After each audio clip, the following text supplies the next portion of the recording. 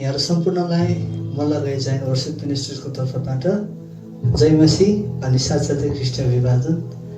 अनि धेरै महिना पश्चात हामी तपाईँको समक्ष आउने आएका छौँ र धेरैचोटि हाम्रो जीवनमा समस्याहरू आइपर्छ अनि धेरैचोटि हाम्रो जीवनमा धेरै प्रकारको कुराहरू आइपर्छ अनि त्यो सबै कुरालाई पन्छ्याउँदै गर्दाखेरि हामी प्रार्थना अनि उहाँसँगको एउटा सम्बन्धलाई अझै कायम राखेर उहाँसँग जिउने प्रयासमा हामी बढिरहेका छौँ है।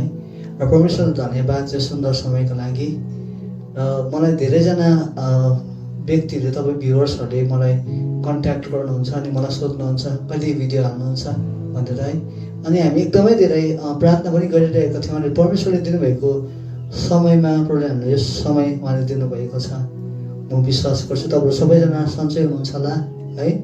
र आज तपाईँको समक्ष परमेश्वरको जिउँदो वचनबाट केही कुरा सेयर गर्न चाहन्छु है। हामीलाई थाहा छ कि आजको दिन येशू ख्रिस्ट उहाँको आदत अनुसार गेत्सेमनीको बगैँचामा प्रार्थना गर्न जानुभएको दिन है। आजको रात चाहिँ उहाँलाई रोमी जेनरल्सहरूले अरेस्ट गर्नुभएको दिन हो।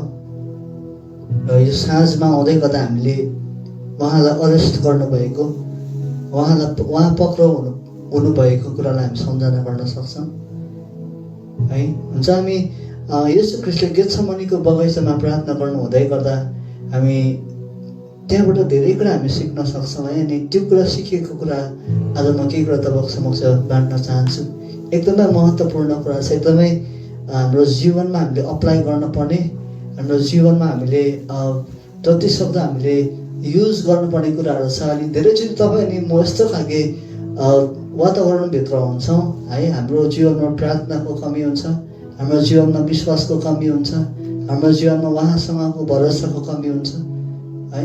अनि त्यो सबै कुरा समेट्दै गर्दाखेरि हामी के कुरालाई बुझ्नुपर्छ भने चाहिँ हामी एभ्री टाइम हामी उहाँको विललाई, उहाँको परमेश्वरको इच्छालाई खोज्नुपर्छ भन्ने कुरालाई आज म के कुरा तपाईँको समक्ष सेयर गर्न चाहन्छु।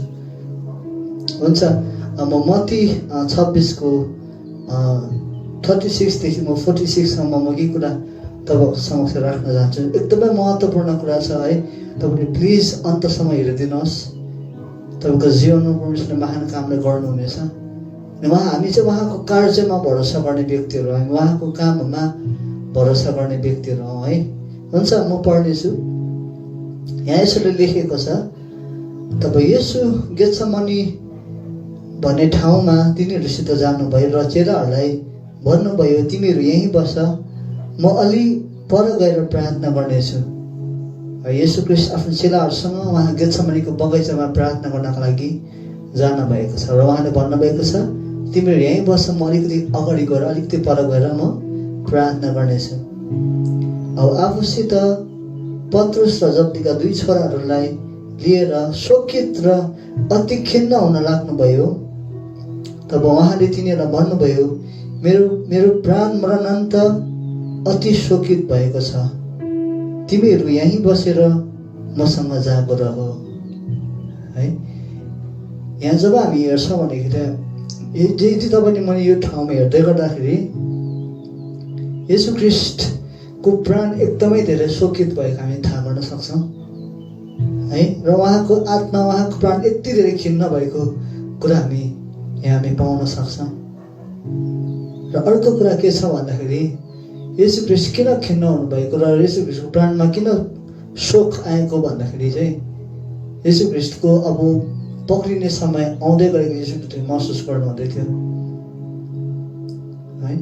अनि उहाँलाई पक्रिनु र उहाँलाई अरेस्ट गरेर लाँदाखेरि उहाँले भोग्न पर्ने सम्पूर्ण कुरा, कष्ट अनि सम्पूर्ण पीडाहरू येशू ख्रिस्टलाई सबै कुरा थाहा थियो है। अनि येशू ख्रिस्टले चेलाहरूलाई तिमीहरू यहीँ मसँग बसेर मसँग जागो रह भन्नुभएको छ। अनि हामी हेर्नेछौँ येशू ख्रिस्टले गर्नुभएको प्रार्थनालाई हामी केही समय हामी हेर्नेछौँ है। तब उहाँ अलि अगाडि गएर घोप्टो पर्नुभयो र यसो भनेर प्रार्थना गर्नुभयो। येशू ख्रिस्ट अलिकति अगाडि जानुभएको छ अनि उहाँ घोप्टो पर्नुभएको छ अनि उहाँले यसरी भनेर प्रार्थना गर्नुभएको छ, हे मेरो पिता, हुन सक्छ भने यो कचौरा मबाट हटिजाओस्, तरै पनि मेरो इच्छा बमोजिम होइन तर तपाईँको इच्छा बमोजिम पुरा होस्। आमेन। अनि परमेश्वरको इच्छा पुरा होस् भनेर चाहिँ येशू ख्रीष्टको इच्छा थियो है। अनि येशू ख्रीष्टले किन यो प्रकारले प्रार्थना गर्नुभयो, यो कचौरा मबाट हटिजाओस् भनेर किन प्रार्थना गर्नुभयो भन्दाखेरि येशू ख्रीष्टलाई कमिङ त्यो कष्ट अनि त्यो पीडा येशू ख्रीष्टलाई अगाडि थाहा थियो। त्यो सफरिङ्स, त्यो प्याला येशू ख्रीष्टले पिउन आँट्नु भएको छ, त्यो सफरिङ्स येशू ख्रीष्टलाई थाहा थियो है। अनि येशू ख्रीष्टले पनि थाहा थियो कि अब केही समय बाद मलाई रोमी शासकहरूले पक्रिन गइरहेको छ अनि मैले उनीहरूको थुकाइ, निन्दा, कोदाको चोटहरू है, काँडाको मुकुटहरू, हात पाउमा काटी, क्रुसको बोझहरू है, अनि कोखामा भाला, मैले सबै कुरालाई सहँदै गर्दाखेरि मैले मृत्युलाई इमान्दारी साथ अँगाल्न पर्छ भन्ने कुरा पनि येशू ख्रीष्टलाई थाहा थियो। अनि त्यो सफरिङलाई सम्झँदै गर्दा पनि येशू ख्रीष्टले प्रार्थना यसरी गर्नुभएको छ, मेरो इच्छा बमोजिम होइन तर तपाईँको इच्छा बमोजिम होस्। उहाँले पिताको इच्छालाई खोज्नु भएको छ। धेरैचोटि तपाईँ नि मेरो जीवनमा धेरै प्रकारको समस्याहरू हाम्रो जीवनमा आइपर्छ, धेरै प्रकारको कष्टहरू तपाईँ नि मैले सहनु पर्छ, धेरै प्रकारको सफरिङ्सभित्र तपाईँ नि म गुज्रिन पर्छ। अनि त्यो सफरिङ्सभित्र गुज्रिन गर्दा हाम्रो प्रार्थना किन यस्तो हुँदैन कि यो कष्टबाट जाँदै गर्दा पनि प्रभु तपाईँको इच्छा चाहिँ मेरो जीवनमा पुरा होस्। न म्याटर यस म यो कष्टभित्र छु, म यो पीडाभित्र छु, तपाईँ नि हाम्रो प्रार्थना त्यस्तो हुनुपर्छ। धेरै कुरा हामी येशू ख्रीष्टको अनुसरण गर्ने व्यक्तिहरू हौँ अनि उहाँको वचनलाई हाम्रो जीवनमा अप्लाई गर्ने व्यक्तिहरू हौँ हामी। र अर्को कुरा, येशू ख्रीष्ट यति धेरै उहाँले त्यो कष्टलाई सम्झँदै गर्दाखेरि येशू ख्रीष्टलाई थाहा थियो कि अब केही समय बाद मलाई रोमी शासकहरूले पक्रिन गइरहेको छ, मलाई arrest, I am going to be arrested by the Roman generals. उनीहरूबाट मैले सहन पर्ने कष्टहरू यस कुरा सबै कुरा थाहा थियो। त्यो टाइममा उहाँले गर्नुभएको प्रार्थना यही थियो कि मेरो इच्छा होइन तर तपाईँको इच्छा पुरा होस् है। अनि जब हामी 40 पदलाई हेर्छौँ भने अनि उहाँ चेलाहरू कहाँ आएर तिनीहरूलाई निदाइरहेका भेटाउनु भयो। हेर्नुहोस्, चेलाहरू चाहिँ येशू ख्रीष्टसँग धेरै वर्ष, उनीहरू 2-3 वर्ष येशू ख्रीष्टसँगै हिँडेको व्यक्तिहरू, तर येशू ख्रीष्टले चेलाहरूलाई त्यत्रो वर्ष येशू ख्रीष्टसँग बिताएर पनि येशू ख्रीष्टको परिस्थितिलाई चेलाहरूले बुझ्न सकेको छैन। धेरैचोटि तपाईँले म पनि क्रिस्चियन्स होला, हामी धेरै वर्ष अगाडि येशू ख्रीष्ट 20-30 वर्ष, 40 वर्ष, 50 वर्ष येशू ख्रीष्ट चिनेका व्यक्तिहरू होला, येशू ख्रीष्टको अनुसरण गर्ने व्यक्तिहरू होला हामी, तर धेरैचोटि हामीले उहाँलाई चिन्न सकेको छैनौँ। यो कुराले तपाईँ मेरो जीवनको वास्तविक क्यारेक्टरलाई बिल्ड गर्छ, देखाउँदछ। अनि एउटा कुरा के छ भन्दाखेरि उहाँले के कुरा भन्नुभएको छ र पत्रुसलाई भन्नुभयो, के तिमीहरू मसँग एक घडी पनि जागो रहन सक्दैनौ?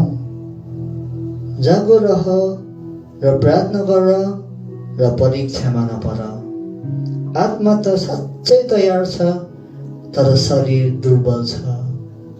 हेर्नुहोस्, धेरैचोटि तपाईँले मेरो जीवनमा जब हामी परीक्षा हाम्रो जीवनमा आउँछ है, हामी किन हाम्रो जीवनमा परीक्षा आउँदो रहेछ भन्दाखेरि हाम्रो ल्याक अफ प्रेयर अनि हामी उहाँसँग जागो नभएको कारणले गर्दाखेरि हाम्रो जीवनमा परीक्षा आउँदो रहेछ।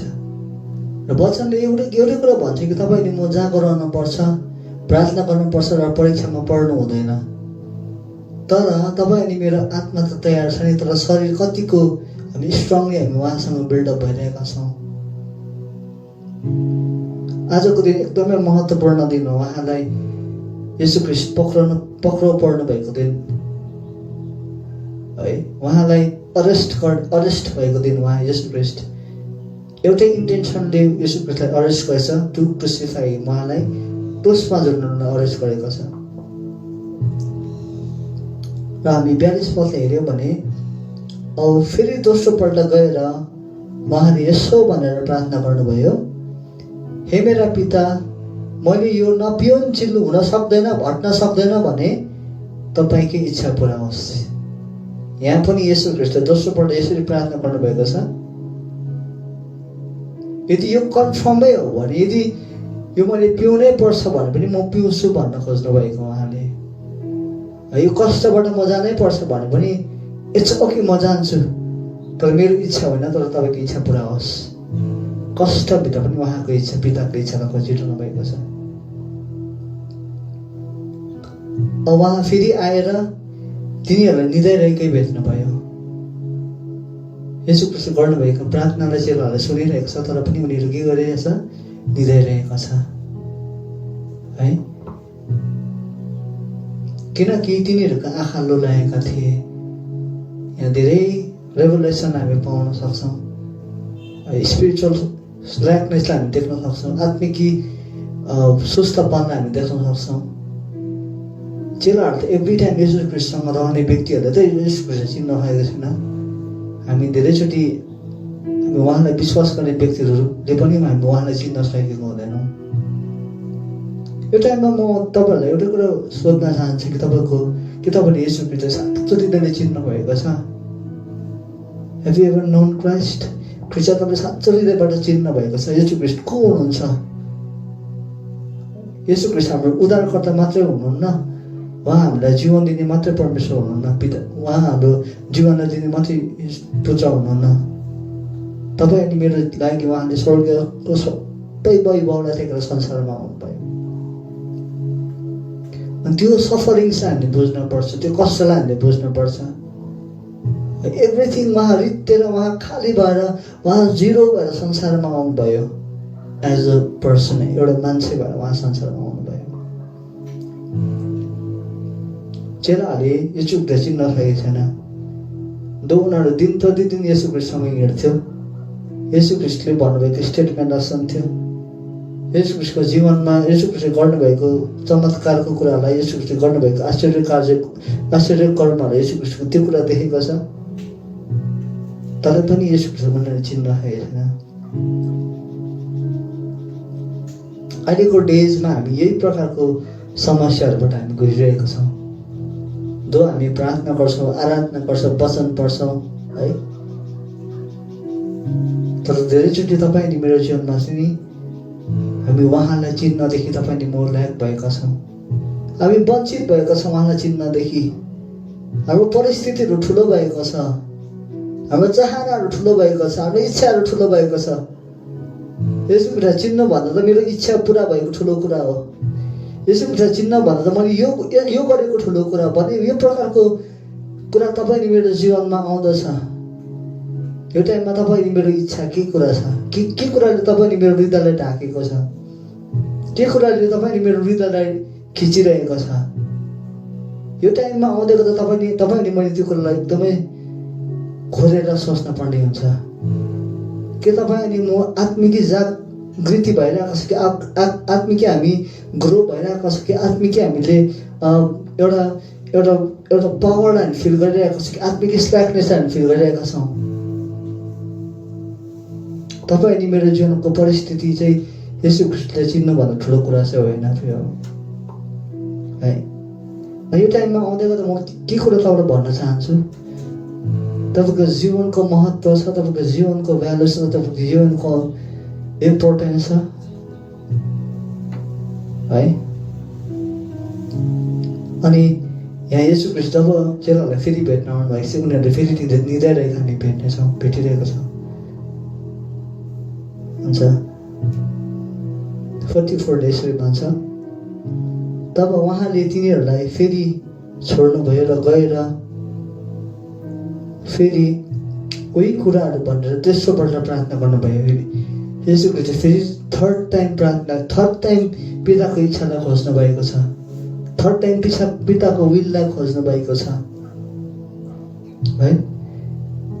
आजको वचनबाट म तपाईँलाई यही कुरा उत्साह दिन चाहन्छु कि तपाईँ अनि मेरो जीवनको परिस्थितिहरू चाहिँ येशू ख्रीष्टको इच्छा भन्दा ठुलो होइन। तपाईँले मैले फेस गर्दै गरेको कष्ट चाहिँ येशू ख्रीष्टको इच्छा भन्दा ठुलो कुरा होइन।